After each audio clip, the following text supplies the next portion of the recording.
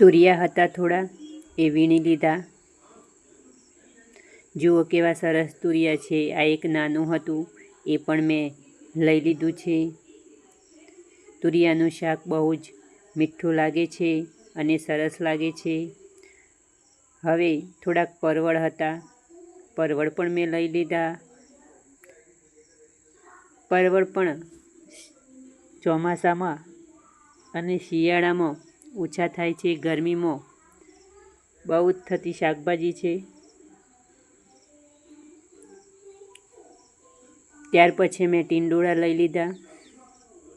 ટીંડોળા તો મારા બહુ જ થાય છે, 2-3 દિવસે 500 કિલો ટીંડોળા મળે જ છે। ટીંડોળાનું શાક પણ બહુ સ્વાદિષ્ટ લાગે છે।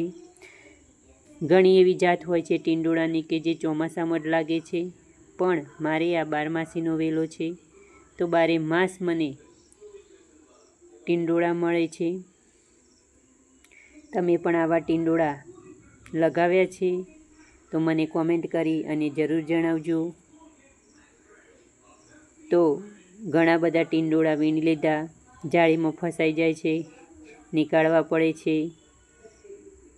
તો સરસ મજાના ટીંડોળા એકદમ કૂણા કેવા સરસ લાગે છે।